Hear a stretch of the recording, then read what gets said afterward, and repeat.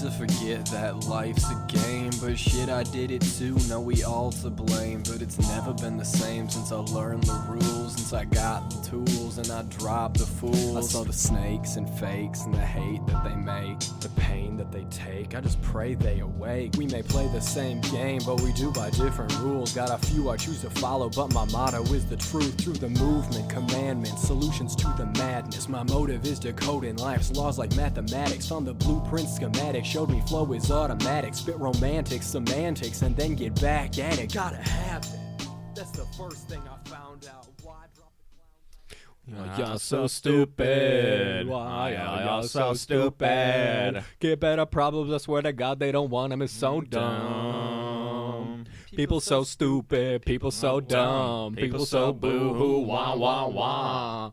Get better issues, we're gonna run out of tissues, it's so dumb. Fuck your feelings.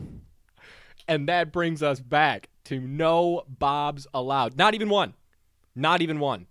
Not today, not ever. Not even one Bob. Not even for a guest appearance. No Bobs allowed. Welcome back, everybody. Ladies and gentlemen, it's been a while since we've been with you tonight. We've almost forgotten what the show is about, so let's make sure we remind ourselves tonight. Leo, how are you doing? As our guest of the evening, how are you feeling? I'm feeling great. I'm excited for this one. I'm ready. And our classic co-host is Tyler Mack. I guess producer. Would you consider yourself a co-host? Co-host. Yeah, that's what I feel. Me and Leo are gonna try and. Because let's be honest, I'm doing all the production. We'll see how it goes. Yeah, I'm breaking balls. Yeah. So before we get too into it, I want to do a unique commercial for today's show, because usually we kind of just do it freeform or we do it in a more structured style that kind of Tyler runs. But today I've prepared some notes and I'm going to actually have some segments that I'll be running. So without further ado, today's show we're going to be talking about our home city of Madison and kind of how it's been changing in recent years, and with this whole kind of COVID development when everybody's on the internet, how it's starting to get a little bit out of hand in terms of some of its ideology. And I'm going to touch on 3 different points on this. Well, and I just want to interject. I think it's always been like this, but I think we had a kind of blind spot to this idea of how it actually was. Because me and Avery were actually born into Madison, and we grew up here, and this culture was ingrained in us. That's a very good way to put it. And actually, in many ways, that's what I talk about in the episode, that I had a total blind spot until I went abroad, and then I could see it more clearly. So, focusing on 3 specific topics. First one, all very relevant. They're kind of cropping up in like the mainstream media right now, and specifically in Madison through the whole election, and the BLM protests. These are 3 topics that are very much on the forefront of the Madison consciousness. First being free speech and censorship. We'll talk a little bit about race relations, but it's more on political correctness. And then continuing on political correctness, we talk about the idea of Midwest nice and how this is kind of going in line with this kind of neo-socialist, kind of neo-communist sympathizing movement. And then we'll finish up the day talking about a really hot-button topic these days, which is gender. And we're going to specifically be looking at the link between testosterone and violence and aggression, because that's getting a lot of publicity recently.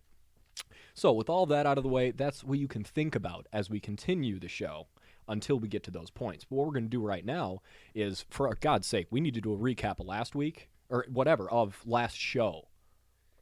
I think for a long time, PC culture has been a hot-button issue, but for a while, people have just been able to push it off to the side.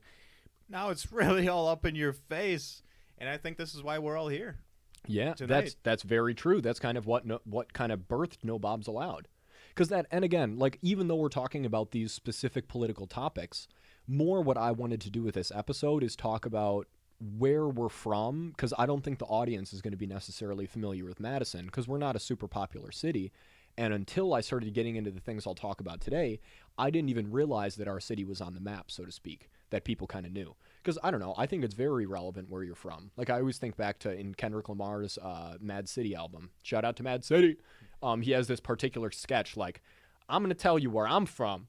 You're going to tell me where you from, or where your mama stay, or where your daddy stay. And I really took that to heart, because even though it's goofy when it's in kind of a ghetto context, when you're traveling especially, it's very relevant where somebody's from. And this whole kind of political correctness movement where it's what do they call it? It's I don't like a microaggression. A microaggression to ask somebody where they're from.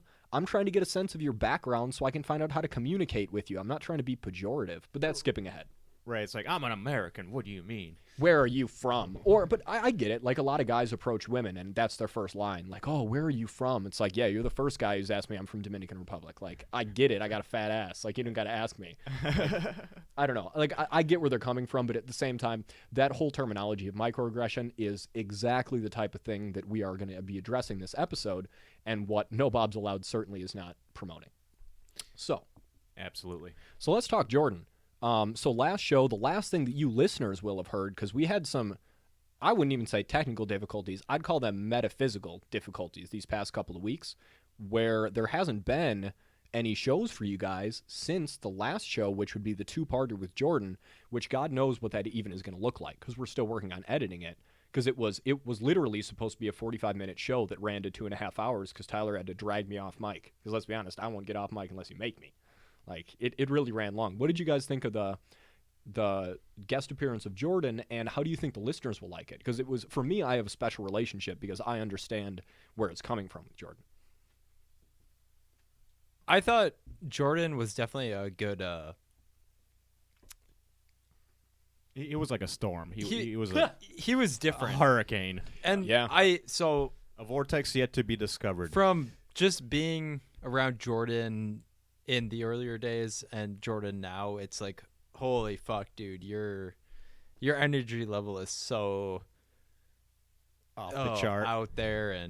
But it's good to have him on because it definitely brings out something new to the show. Yep. Yeah, because we haven't had a show like that before. Like, once we edit it, we'll kind of know more about what we're even recapping. But there are some crazy moments in there.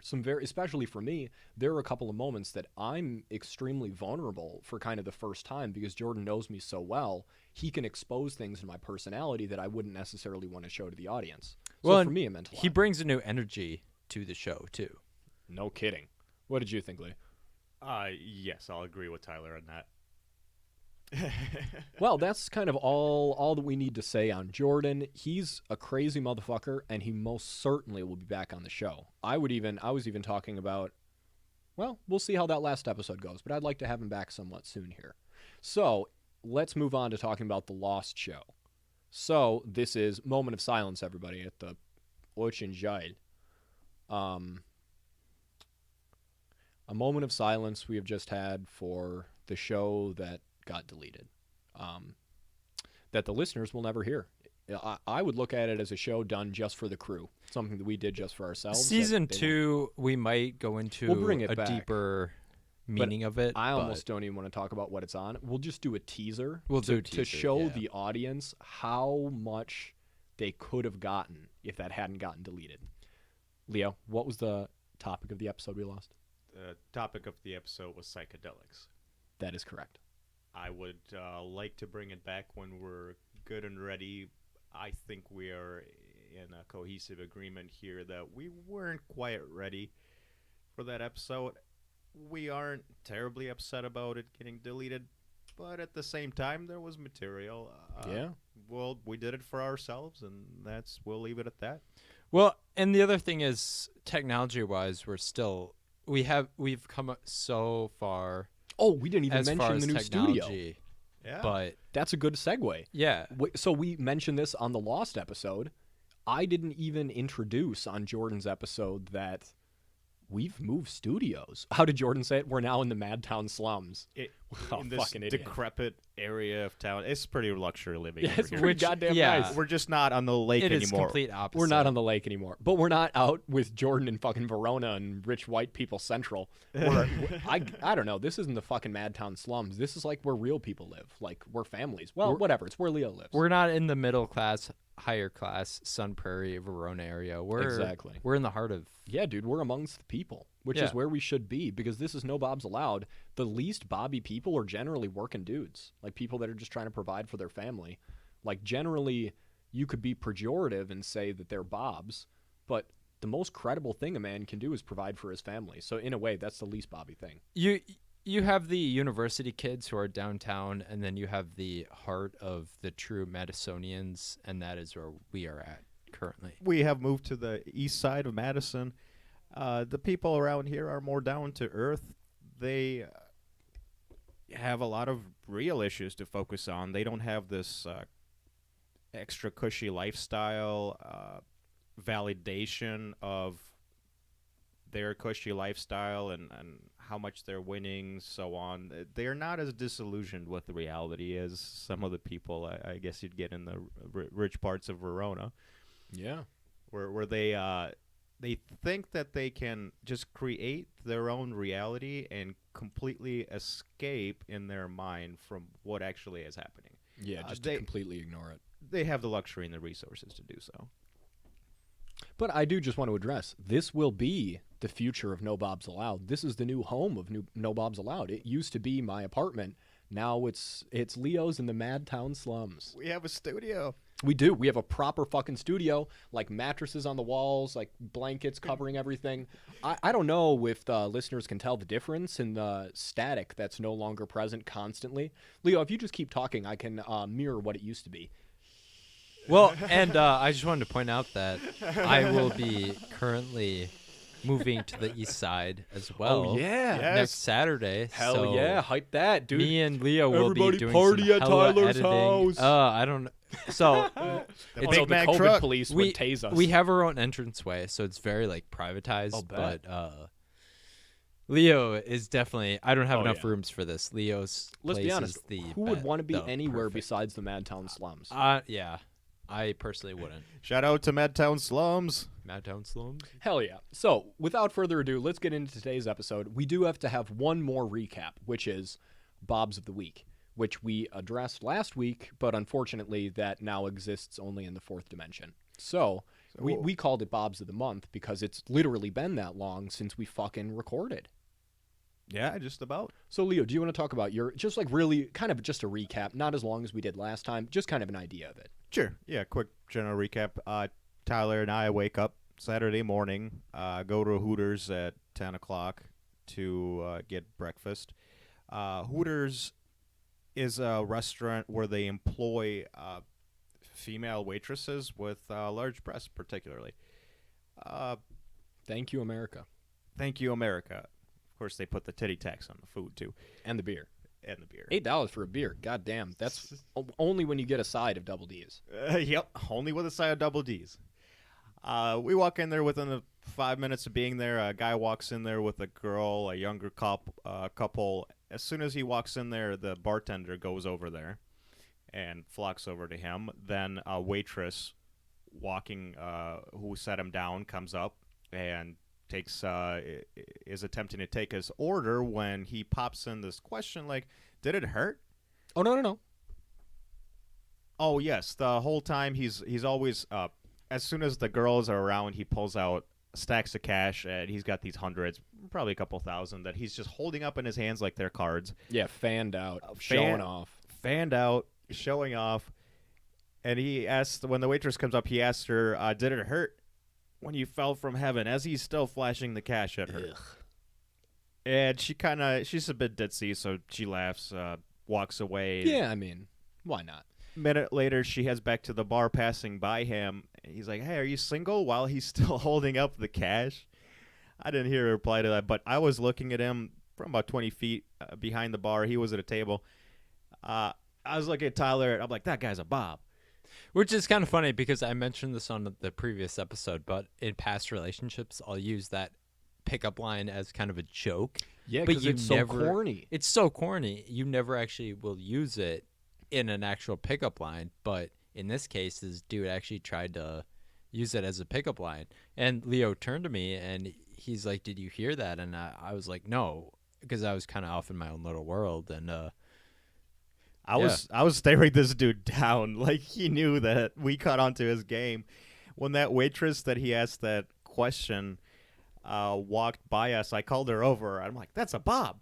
We're doing a podcast. We're going to put him on the podcast." the star of our show. And she's kind of ditzy. She's confused. She's like, "What are you?" Well, I'm like, "Well, he's using lame phrases and he's flashing cash at you. and he has this other blonde girl with him that he's trying to fish to pick up other women at Hooters because I guess it makes women feel more comfortable when you already have a girl with you. Some that makes them think that you're probably not going to kill him because this one's alive.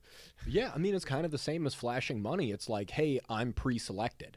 Like, other people validate me, so shouldn't you? Without doing anything to earn it, just by whatever fucking external circumstance you might find. Exactly. And Tyler, we would love to hear about your Bob of the Week Oh, or this is Bob of the Month. This is this is a Bob of the Month. And before I close this out, I just wanted to say, why would you go to a restaurant with your already potential girlfriend? You can't be judgmental. Maybe they're swingers. Yeah, maybe, but still, That certainly ain't the way to go about it. I mean, I guess in context, I'm just trying to cut him some slack. Yeah, because that's the thing. The dude's a Bob. That's so clear. Why do we need to take down the rest of his character? He's already as low as he can get. So my story is, I have a good friend that I had worked with, a coworker, and then we became very good friends. And we are currently going to be new roommates. And I went over to his new workplace to meet my other coworker and then a few of his friends. One of his friends decided that I needed a new nickname, which is fair because there's already a Tyler in the group, and I am the new Tyler joining the group. And this happens often. It happens often. And he proceeded to list a list of names that I could potentially choose from. One was T-Mac, which I normally go for. That's just what everybody has been calling me for a while now. And there was a couple others, and eventually got down to Teabag. And I told this guy, do not call me Teabag. Call me T-Mac if you have to. Because that's what we call you, T-Mac. Yeah, Or everybody the Big Mac calls me- truck. or Or Big Mac truck. You know, I'm a pretty laid back guy. Totally. I will accept a lot of things, but Teabag I will not accept. It's blatantly disrespectful. It is disrespectful, and him and another guy tried to cover up the fact of how disrespectful it was, and I said no. Call me this or this. Yep. I will set my not boundaries. I've set my boundaries. I will not be called that. And as I was leaving, I'm pretty sure he called me Teabag. I don't know for sure. Just did like kind of a little like half like goodbye Teabag. I had a good suspicion that he did. Yeah, you but- felt the energy was like yeah. that. So And for me, when you told me that it made my blood boil.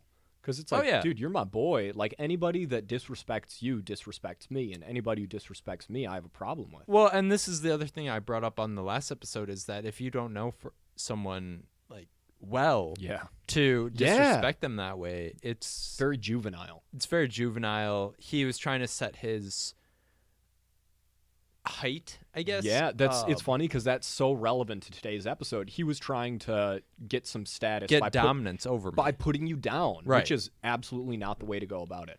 So as at the time I was kind of, like whatever. And then I talked to you, Avery, and you really talked to me, and Well, I told you should hit the dude's head into a wall. yeah. So I went into that night because everybody was meeting up for this like low key party, and I was fully ready to confront him Yeah. and be like, hey man, I'm not cool with this. Yeah, like what the fuck We- did you say to me? We have a problem. Yeah. He never showed up, so I haven't had that. You haven't seen Yet. him yet. But when I move in with my roommates, He'll be around. he'll be around, and That's we good. can I'd have like- that conversation. I would like to meet him. That's what remember what I said to you when you first told me? Tyler, you should do the worst possible thing you can to this man. You should introduce him to me. If I'm gonna fuck with this guy, I'm gonna fuck with this guy, and it's Oh. gonna be no holds barred, Oh, it's going to be gorgeous. just full on. Tickling his balls. Well, no, not. Oh, no, tickling but that's his what I balls, said. You but should teabag him because then he can call you Yeah. teabag because then you're the teabag. Then I teabag. Yeah. Exactly. Yeah. I think that's the proper resolution to this, especially in keeping with today's episode. That's the proper resolution. If he wants to call you teabag, well, you got to become a teabagger, and he's the first victim.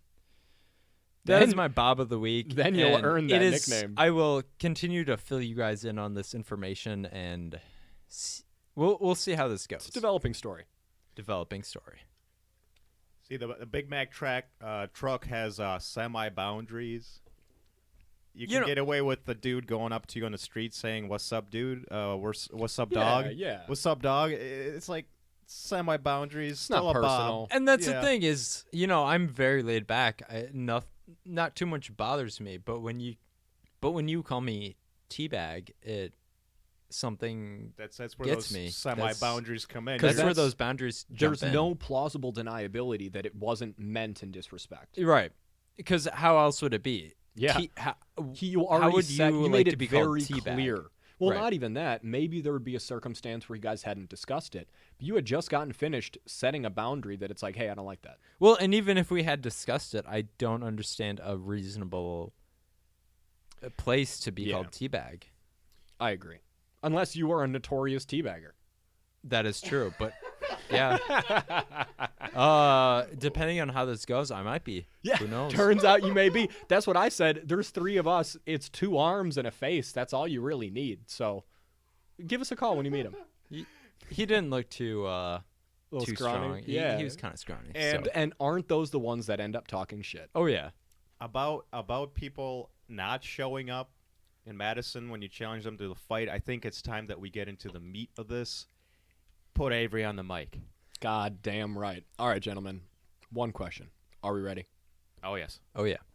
All right, so I'm going to launch into this just by giving a recap of kind of why I came to want to do this episode. So far, I've really avoided talking about anybody else's material besides what I'm just kind of creating off the top of my head, but I think it's relevant to discuss what kind of brought me to becoming the host of this show and the fact that I got interested in podcasting. So I'll actually finally reveal the podcasts that I listen to in my free time. Because let's be honest, I didn't know anything about podcasting until this particular one came across. So I started listening to this YouTube show called The Black Phillip Show. It's like basically a comedy show. It's like a relationship advice radio show with a couple of very famous comedians, Patrice O'Neal, Dante Nero. At the time, Patrice was kind of one of the major comedians in New York. Well, I mean, regarded as one of the greats. So after he died, the show got passed on to this guy, Dante Nero, who was the co-host of the previous show, and it became the Beige Phillip Show. It's kind of a play on words like Dr. Phil, supposed to be the Black Dr. Phil, Black Phillip. Now it's Beige Phillip because Dante's light-skinned. So Beige Phillip is hosted by this guy, Dante Nero, and it got rebranded recently as Man School 202. And basically it's a comedy podcast that's specifically talking about gender relations and how to make better men, kind of credible men that aren't kind of involved in this whole kind of toxic masculinity thing, kind of trying to understand what that is and how to get away from it. So I would look at it as kind of like a self-improvement podcast. Then from that was the first podcast I ever listened to. And I damn near didn't even know it was a podcast. It used to be a YouTube radio show that I was listening to on there. And before you know it, I'm listening to podcasts. I downloaded the app and everything. I even fucking paid $2-3 a month for a subscription. So boom, I'm into podcasting. Then started to listen to 2 other ones that were guests on that show, and I started to listen to their material. First of which being Generation Gap. Fantastic podcast. Kind of less content, just kind of up and coming right now. It's with this comedian, Josh Accardo. Just like Dante Nero is a New York comedian. So kind of all these podcasts are getting me in touch with the New York mentality and the New York comedy scene. This one is co-hosted, actually, Generation Gap, with Maureen Van Zandt. Shout out to Maureen Van Zandt. She's an actress on The Sopranos, and actually the husband of Steven Van Zandt, who played with Bruce Springsteen's E Street Band. So he's a phenomenal musician. So that's the Generation Gap podcast, and they talk about kind of generational issues, like the history of New York, but also understanding the differences between generations, like millennials versus Gen X, baby boomers, and kind of how social media has been affecting this. That's kind of one I haven't listened to that much. The other one that I recently got into was from this guest appearance on Beige Phillip from this guy, Kurt Metzger, who I started listening to his podcast, Race Wars. This one, I wonder if the listeners, even just 1 or 2 of them, would have come across, because this is really, it's becoming a very popular podcast because in America, race relations are very important to understand, and right now it's getting a lot of media attention. So this podcast is hosted by, mostly it's hosted by Sherrod Small, which is another Brooklyn comedian just like Dante Nero. And he actually, ironically, Sherrod Small got a lot of publicity for being the cousin of Chris Rock. So he kind of grew up in the Brooklyn comedy scene, and kind of came off the coattails of Chris Rock and started to get really, really adept at comedy by being in that environment. Then it's co-hosted by this guy, Kurt Metzger, that really is the meat of this episode. So Kurt Metzger, his backgrounds, he's originally from New Jersey, so he has that kind of New York flavor in the New York comedy scene. And his unique situation is that he was actually raised Jehovah's Witness, and at about the age of 21 rejected his faith. Well, let's be honest, he just got late in college, and then he had to be excommunicated. That'll do it. That will do it. So he has this very confrontational style. By having to reject the beliefs that he grew up with, he sees through a lot of phoniness very quickly. So I'm going to talk a lot about Kurt Metzger because this is what brought me to making this episode today. Well, just to close out Race Wars, because that is a great podcast and I recommend it for anyone, it really is trying to understand and kind of depolarize race relations, and it really discusses problems with like political correctness and free speech issues that are coming up around the idea of like race relations and hate speech, all of that, kind of trying to heal the issues that are being created in this country and worldwide because of that. And I would really recommend it to anybody who likes, I would say, confrontational comedy is the proper way to look at it. It's very risque, but it gets to a lot of core issues because of that. So now we're going to launch directly in because we're going to talk about Kurt Metzger. So we're going to start on our first topic for the day, which is free speech and censorship. Yeah. Well, I guess I'll explain why I felt we needed to do this episode. Well, can I just reiterate? Please. We're not against free speech or the idea that certain races are put down upon. We are against the idea that because things are starting to become popularized, we are against the fact that people are jumping on this bandwagon. That I wasn't following. You were saying I was going to actually break your balls real quick, but that's actually true. Yes. Because my whole thing has been this.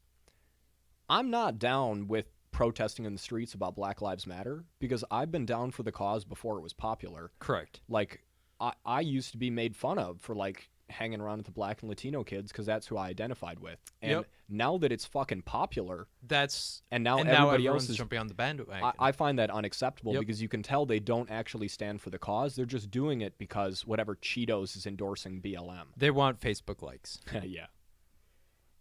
Yeah, you'll actually see these YouTube videos of people taking selfies as they're walking by protests. They're literally taking selfies being part of the cause, like holding a hammer or something, hammering a board on a window, and then they just go. They leave. Like, they got their selfie, they post it on social media. It's like, it's ridiculous. Are you, like, how hypocritical is that? As hypocritical as Madison can get. So, this is the hook of the episode. So I'm listening to Beige Phillip, and really I've never heard Madison mentioned on these podcasts because who the fuck knows where Madison is? It's not really a big thing in the city. But on this particular episode with Kurt Metzger, I hear him repeatedly trashing on Madison. He mentions a very bad experience he had in this city, and as I go on to listen to Race Wars, he's trashing on Madison hard. And it's like, I didn't think these people knew where we were on the map, but they not only know where we are, they know what we stand, what Madison stands for, and they see it very clearly. So, this all centers around a beef that Kurt Metzger had on social media with our local club, Comedy on State. Well, Metzger was fired from this club. I think this was probably 3 or 4 years ago, was fired from this club after performing 2 out of his 3 nights. He performed Thursday and Friday and then was fired and did not get to perform his Saturday set. And he was sent a postcard that said, "Sorry you didn't connect with the crowd. Madison is a smart town that doesn't care for offensive jokes."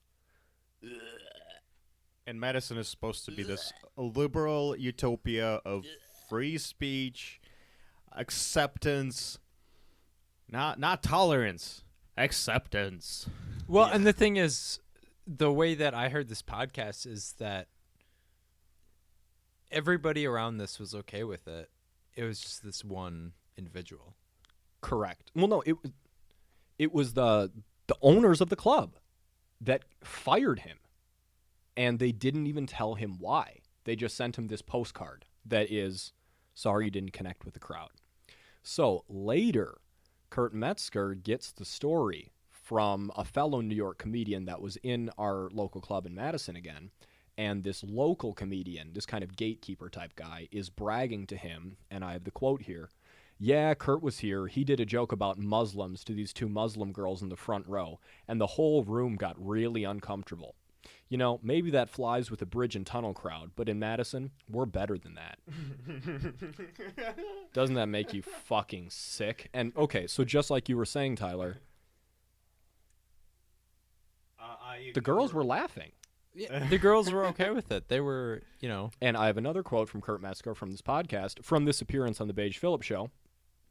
Well, I mean, immediately Kurt starts trashing Madison for this. He thinks this is pretty whack. And the girls were the center of the joke. I just wanted to clarify that. I'm going to tell the joke in a minute. Yeah, okay. So Kurt starts trashing Madison. He says, and I have a quote here, "That's the problem. This city is too white. For how liberal and offended they were on behalf of these two Muslim girls, who, by the way, were laughing along. I say it to them because I don't know if that's East Coast of me, but I thought that you include people because they like it and then they feel part of the thing." So that's exactly what you're saying, Tyler. He did it with the intention. That joke was not for the fucking white people in the back of the room. It was for these two Muslim girls in the front row so that he could talk about their culture and make them feel included. But all of these other people got offended on their behalf and really kind of stepped on that. They ignored how they felt about it because everybody else was so afraid of how they might feel. So here's the actual joke. I don't know the background of this. Maybe you guys will. The Gransdale Mosque. Have you ever heard of that? I don't know. I tried to look it up. I'm not as tuned into things as stand-up comics, so I don't really know where this came from. But the joke was basically this. It was... something about a mosque in a public building. He says, yeah, the Gransdale Mosque, I'm okay with that. We should put a mosque on every important building for, like, protection. I get it. It's offensive. That's really offensive. But he says it to these two Muslim girls because they get it. Like, that is going to make them laugh because they have shared experience on that. That it's to bring them into the crowd to make them feel comfortable. They're included. Yeah. But not according to Madison, not according to the PC police. Madison is so liberal that we're going to be white liberal. And that's why in my notes I titled this episode Madison as the capital of the alt-left. Like, I grew up really thinking I was liberal. Like, I don't give a shit what you do as long as you don't hurt other people. Like, I really want people to be happy. But in these past couple of years, this alt-left has started to rise, and I have no other word for it, the alt-left. They're as bad as the alt-right, where it's like, Jesus, they're telling me that I'm not liberal. Like, they're seriously saying, like, you are not down with our cause because you say that if you have testicles, you're a man. Like, that's very questionable. I think at this point, we're more in the mid-range as far as American political Well, I wouldn't say that. So context goes. Sorry, just to point out this point. Yes, a big policy in Madison is in order to be liberal, you have to be either trans, gay, pussified white male, black, Muslim, some type of minority, but you cannot be like you cannot be a white male. Essentially, that's everything that is wrong. Unless you're a total pussy, oh you my are not God. liberal. Like, do you remember after we recorded a couple episodes ago, the girl I had over, and she was trying to tell you, Leo, that you were privileged? You got to be out of your fucking mind. Because although I moved here from shit dirt poverty when I was 12 years old, my mom's a real fucking hustler. Yeah, got me here, got us out of a shitty situation. But Leo, you're white, so you're privileged. I'm white, so obviously it's like, what the fuck is that? I don't even know what white was till I moved here. Even more than that, she doesn't even know who you are. This girl just looks at your skin and judges you on your background. Oh, you're entitled. I'm like, hell yeah, I'm entitled because I fucking earned everything I own. Yeah, it shut her up pretty quick. So on these podcasts, as I continue listening, first I'm kind of excited. I'm like, whoa, Madison, they know where I live. Like, that's cool. Like, I really respect these guys and they know my home city. However, as I continue to listen, Kurt Metzger just is not only bashing on Madison, he's bashing hard. He uses it as his single example of the core of PC and kind of the leaders of this alt-left movement. And he really uses it a lot as, like, that which he stands against. And again, he's a little bit more extreme than I am, but I get what he's saying. So let's see. Well, I mean, really, this got me thinking about my city's reputation. And I've kind of always felt this way. Madison is pretty hypocritical and pretentious. I kind of learned that from traveling. Um, I don't know. But I mean, really, the big thing for me is that these guys are educated. Like, these are touring comics. They've been all over the United States, and often all over the world. And if they say something about Madison being the number one in a certain thing, these are exactly the people who are educated on the topic to really make that kind of statement. So, then I started thinking about my own personal experience, and it kind of got me thinking about my experience growing up here in Madison and my experience at the university, which brings us to Madison's love of fake outrage and this pervasive mentality of we're not part of the problem, we're part of the solution. I'm with Kurt Metzger on this. You are not part of the solution. You are part of the problem. You think that you are holier than thou and trying to not claim your history of not being on the right page. That's where it comes from, that guilt of fear of being exposed. But I'm jumping ahead. Disillusionment. No, that's incorrect. I would consider myself very disillusioned. They're in the throes of illusion. Yeah, I think you're using that word incorrectly. You're flipping the meaning. They're very illusioned. They really believe in the illusion. Okay, yes, that's what I'm trying to say. Yeah, where at No Bob's Allowed, we're very disillusioned because we've kind of seen things that don't sync with that narrative. Damn, I've been using that word incorrectly for a long time. Yeah, well, today it's Professor Avery will give you a little bit of grammar on the side of Shout your out main to course. Professor Avery. Can I just say that Avery's suit is it is on point yes. tonight. Yeah, well, that's the thing. That's what I said, man. If I'm going to talk shit on the city, I'm going to do it professional-like. I'm going to lecture them on their terms, not just saying shit that I feel. I'm going to give them a reasoned-out argument of why I do not agree with their policies that right now it's getting a little kind of fascist, where it's like, if you don't agree with us, you're racist, or you're prejudiced, or you're sexist, whatever. Something bad about your character if you don't agree with me. It's a very dangerous road to go down. So, this is my favorite part. So, in recent years, Madison has been all up in arms about Black Lives Matter. Just like I said, it's becoming very popular. Now it's trendy. People are doing all these retweets. Ugh, it exhausts me to even think of it. For whatever reason, the term BLM is in everybody's goddamn mouth. And Madison is trying to play like we're not part of the problem. We're actually we are the forerunner in the country of trying to end this terrible control of Black Americans. The pioneers. So fucking false. So, brought me back to my first day in criminal psychology at the university when they let us know, if you look at the national statistics, Wisconsin is number one in disproportionate value of Black and white Americans. All the time. Madison is trying to pretend that we're this holier than thou. Meanwhile, we're living in Wisconsin. We're talking worse than the South, worse than the East Coast, worse than inner cities, worse than fucking Detroit. Wisconsin is number one. I brought some statistics for you if you don't believe me. And honestly, you look at Dane County and you look at Milwaukee County, the redlining district in both terrible. those counties are fucking terrible. The reason why people can say that we're in the Madtown slums is because this neighborhood was redlined. Like, this side of town was far from downtown, not very economically viable, so it was set aside for the Black and Latino and Asian, like whatever populations are Ukrainians. Let's be honest. U.S. government don't give a fuck about Ukrainians. They think you're Black or they think you're Asian. They don't even know the difference, dude. Yet I'm identified as white by everybody when I'm out in public. Yeah, exactly, dude. Exactly. So here's some statistics for you for all of you Madison East Siders that think that we are the best place to live in the entire world. You're wrong. So, Wisconsin has 6% of the population that is Black. If you look in the prison population, there are 38% of incarcerated prisoners that are Black. It's really fucked up. It should not be that way. That is almost double the national average in terms of incarceration rates. So this means Black men are about 8 to 10 times more likely to be in prison than white men. Does that sound fair to you? totally talking out on my bob here, but most of them are probably there for marijuana related. In the study, That's what we were talking no, about. in the yeah. study, it actually said that a lot of these are first-time drug offenses that are kind of over-penalized for whatever skewed reason, often for marijuana. Wow. Well, Yeah. and I just heard something about, and I thought this is a previous thing, but marijuana has been decriminalized in Wisconsin apparently in the past like couple months, but I thought this was like back in 2016. Me too. But we'll see how much this affects this. I feel like as someone who is from Wisconsin, It's this not isn't just gonna do incarceration. shit. No, it will not do shit for this reason because I looked deeper into it. Because again, when I shit on Madison liberals, or I guess I don't know how they identify because I identify as liberal. The alt left of Madison.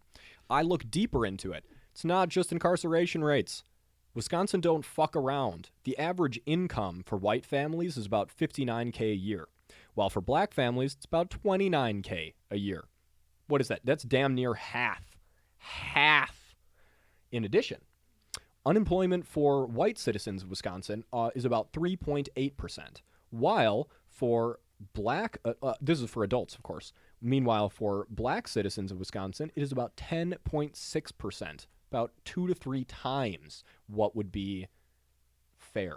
So that really shows us, Madison, you don't know what the fuck you're talking about. You really, well, no, this is exactly my next point.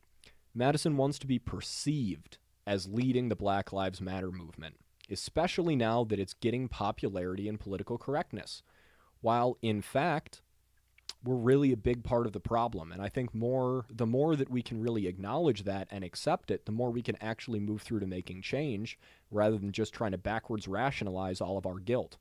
This brings me to another point. I'm sure you guys remember, I know Tyler does, the 2015 shooting of Tony Robinson in Madison. Oh, yeah. This was in the Willie Street neighborhood, which is the most liberal or hipster part of town. It was literally on Willie Street, the place where everybody's like, yes, we're just artists. We are not racist. We see people totally as they are. Fucking ridiculous. This 19-year-old boy gets shot 7 times in his own apartment building, unarmed. Well, I mean, there was a legitimate complaint. He had erratic behavior. He was running and shouting at people in the street. Dude was on some mushrooms, supposedly. Yeah, the talk screen comes back that he's on but mushrooms. like Willie Street, like... I shout at people on Willie Street every night. Right? But this guy gets 7 to the chest and dies. And if I remember correctly that I was reading, police officer is not charged. Like no, not in that one. Never gets charged. Yeah, I don't think he ever got charged. Yeah.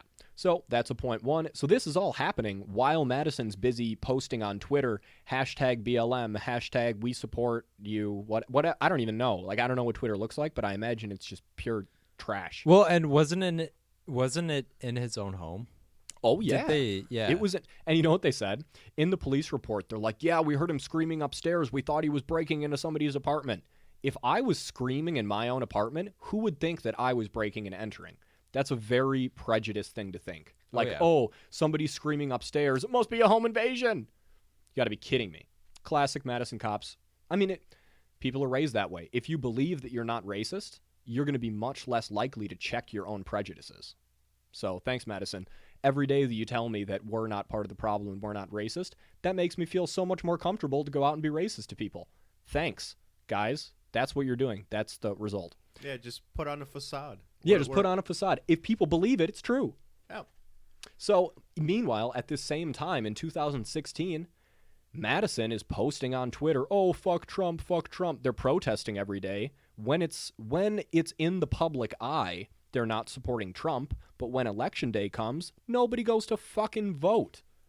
And I can attest to this because the fact that these so far leftists with Bernie Sanders and everything, when they saw Hillary, they were like, oh, don't even bother voting for Hillary. What's the point? Just don't go out and vote. I bought into this and I didn't even vote. Yeah, exactly. And for me, like, I can't throw stones because I voted third party. I voted Jill Stein to make whatever. In my own mind, it was to make a statement against the two-party system. That shit ain't gonna change. But point being, we got so wrapped up in our own narrative that we didn't even go out to vote, and then Trump wins Wisconsin in 2016. Shocker. Yeah, and that's one of the swing states that gets him elected. So again, Madison, thank you so much. Because really in 2020 now, Trump did not win Wisconsin predominantly because Madison got out and voted. Because we didn't sit on Twitter and try to make ourselves feel good. We actually went out and did something. We didn't protest up and down State Street constantly. We actually made a difference. Well, because you don't realize the effects it has until it actually hits you. And that's when people actually become political, is when it hits them. They're like, "Oh, this matters, I should go out and vote." Which is exactly what happened to me. So I no judgment at all. Yeah. So, okay, you kind of see the picture I'm painting here, just kind of this desire for validation for outrage. Basically, to be seen as fighting for equality when it comes to social media and public perception, like protesting that we're doing now, but doesn't really care to do the dirty work. Like that which actually makes change that you have to make sacrifices for. And I don't know, I see this like this overcompensation kind of based on the guilt of knowing how prevalent racism and prejudice is around here, so people want to be perceived as not part of the problem because they really feel like deep down they might be. So what you get is kind of overreaction, unwillingness to acknowledge criticism, and the censorship of opposing viewpoints. So I was going to spend a little bit more time on this, but we're running shorter on time, so I'm going to skip over this Ben Shapiro. Basically, this guy Ben Shapiro came to speak at the UW, and even some of my friends decided that they were going to make a bunch of signs and go and protest his speech. And kind of what they did is they shouted and chanted so loudly that the crowd couldn't even hear what he had to say. And I think this is just another example of something that's very contrary to free speech. In order to actually have free speech, you got to have the conversation. You have to be willing to. Anybody who doesn't want a discussion to happen are actually insecure and afraid that their argument's going to be exposed as weak.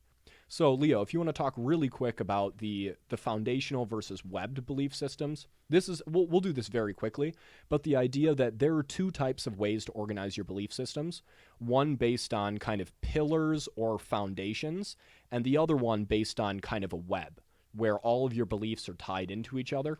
So basically, one of them is kind of axioms or premises that all stand on their own, and the other one is this kind of web of logic that kind of relies on circular logic, like if A then B, if B then C, if C then A. So it all just goes round and around. It uses the conclusion as the premises. It looks very strong on the surface, but it has a lot of loose ends that if you pull on them, it all starts to unravel. Sure. The pillars of reality. Think about Greek columns for some of those awesome Greek architecture buildings. And they're all straight and they're parallel next to each other. That's a strong reality. Because if one of those pillars falls, it's likely that it's not going to damage the other pillars near it. Yeah, and you can just start over with another pillar. Yeah, you can just start over, you can rebuild it. And you see arguments go this way. When you knock out a big part of somebody's argument, but they have a strong reality that's based on premises, they just start over from another line. They're just like, oh, if that's not true, okay, what if this is true? And they start again. But people that have these web of lies in their brains, once you pull at the one string they don't like, they start backpedaling constantly. If those pillars are not straight and parallel next to each other and you have pillars going diagonal ways, sideways, whatever kind of ways, that's the web that Avery was talking about. Once you destroy one of those pillars, the other pillars are supported by it. The whole structure collapses. But on the surface, these can look like very strong belief systems. What did they say in RSD? Like you often see them among like politicians or like homeless people that are kind of psychotic. Webs. Where they feel so sure because they have this like strong web underneath, but they fear that one blind alley that if you pulled on that string, the whole thing would start to unravel. Yep. Pick one sensitive one, the whole reality unravels. Then you see the Exactly. So that's kind of how you get these kind of self-delusional beliefs that people are doing the right thing when in actuality they're going against free speech. So I kind of want to close out this topic. I do just want to say one more thing, the idea of hate speech, because specifically this Ben Shapiro really brings up the idea of hate speech, because their whole thing was, we need to not let him talk because he's putting towards hate speech. And really they just labeled it as hate speech so that they could be validated for censoring it.